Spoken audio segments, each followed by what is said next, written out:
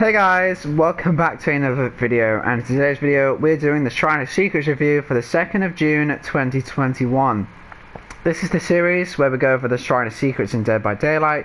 There are 2 killer perks and 2 survivor perks. We go over what they do, how they work, how the perk changes as you tear it up, what characters they come with, and at the end I'll give my thoughts on which ones I think you should buy with iridescent shards. It's basically a place to get perks from characters you don't want to buy, or if a character has one really good perk and the other one's really bad and you only want their one good perk. It's basically just like that, and we go over it every week, and then I will, at the end say this one's really worth it, so buy it, and this one isn't, so don't, basically. So we're just gonna get started. I think if you can hear my PS4 in the background, I apologise. It's loud as fuck still. I'm trying to sort it out, but for the most part I've been waiting for like 10 minutes and it will not calm down, so let's just get on with it and ignore it. So first of all we have Beast of Prey, which is a Huntress perk, and this came out about a month ago, but since then I have forced myself to level up Huntress to have all of the teachable perks, and it kind of killed me because I could have used those on anything, but I leveled up fucking Huntress, who I'm never going to play. But anyway, Huntress doesn't have really good perks, and this one especially, I think this is probably her worst one. It's I don't know, the idea, because it's like the only perk that it has to do with Bloodlust. Bloodlust, when you are in a chase for 15 seconds and you haven't hit them yet, you'll get your movement speed increase, and then from then on, every 15 seconds that you don't get hit, you'll get Bloodlust again up to tier 3, so it will just make you really fast.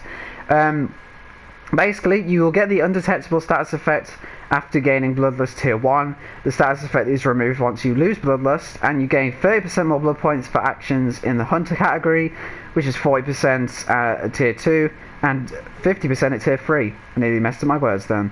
So this will make you lose the red stain and the tear radius once you're in Bloodlust at least tier 1, and then it will go away once you get the hit or the chase ends. So sorry, pardon me.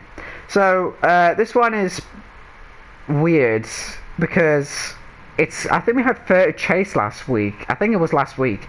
It's kind of the same issue with that, where it's kind of like, well, like, if you're in a chase of someone, the fact they're undetectable doesn't really matter, because even if you don't know exactly where they are, you're getting chased by them. So it doesn't really matter if you can't hear them or the red stain or anything, because especially if it's like a loop, then it's kind of like, well, yeah, it's, I guess, for some mind games, but for the most part this is really pointless, and I don't think I've ever seen anyone run this except for Adept.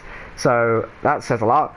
And again, it's one of those perks where they just have an extra thing at the end to make for like a statistic to get increased as you level up. So the blood point thing is like just thrown in there, so there's a reason to level up the perk. I guess that's not bad. You get 50% more, but Hunter is literally the easiest category to get points in, because it's like one of those, if you don't get any kills, you'll at least get like almost maxed out points in this category. So honestly, that's just pointless. This whole perk is just pointless, and if it didn't exist, I don't think it would matter at all.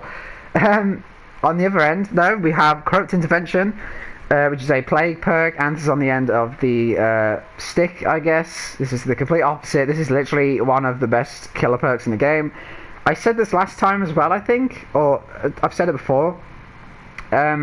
Plague is probably one of, if not the best killer to level up first. Like a DLC, if you're gonna buy a DLC killer, for example, this would probably be the best one, because it has great perks like this. Corrupt Intervention, in case you haven't heard of it, will block the free fervs generators from your location for 80 seconds, which is 100 seconds at tier 2 and 120 seconds at tier 3. So that's 2 minutes. You get full 2 minutes of the full of the fervs gen, getting blocked.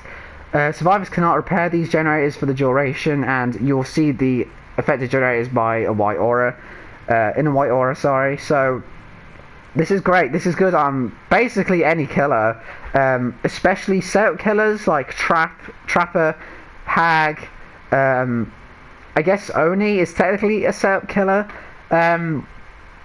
But again, any killer can benefit from having three of the 7 gens getting blocked for 2 full minutes.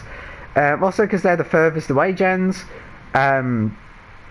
it means, obviously, because survivors just naturally spawn furthest away from you anyway, that means they have to come more into the map, and they have to, come to, like, the center and spread out a bit. So you'll find someone pretty easy, because they can't just spam out a gen.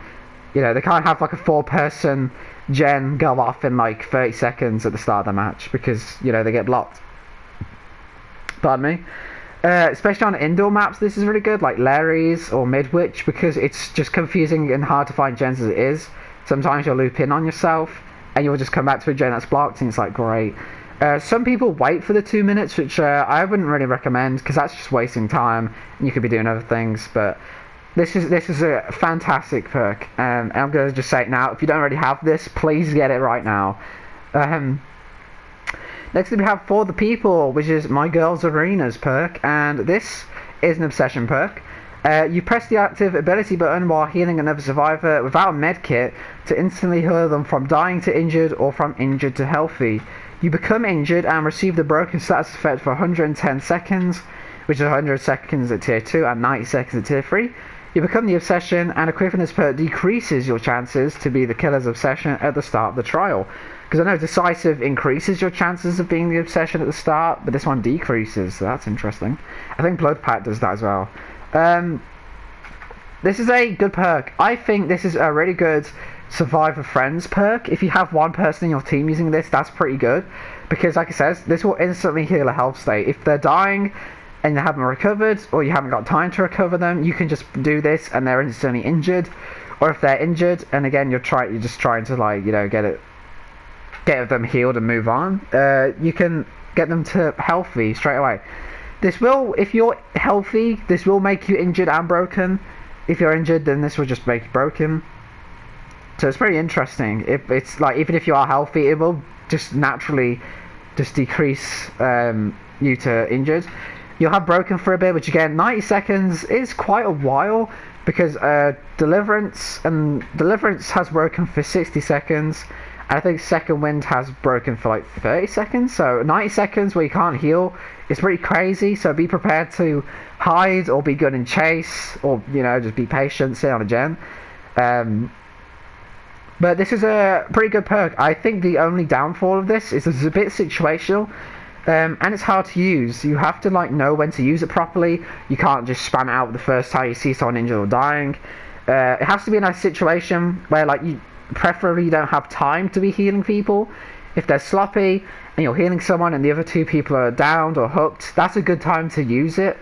But yeah, I think also it says you can only do this without a med kit, so maybe bring a med kit in as well to heal you once your broken is finished. But yeah, you can't do this when you are using a med kit to heal them. So it's a good perk. It's a very good perk. It's very effective. It's very strong. An instant health state can be very damaging to the killer, but be prepared to suffer backlash from that as well. And finally we have Live, which is a Feng perk, and this is an exhaustion perk. This one, so you get your speed boost once you vault through a window or a dropped pallet. You'll be exhausted for 60 seconds, which of course is 50 seconds at tier 2 and 40 seconds at tier 3.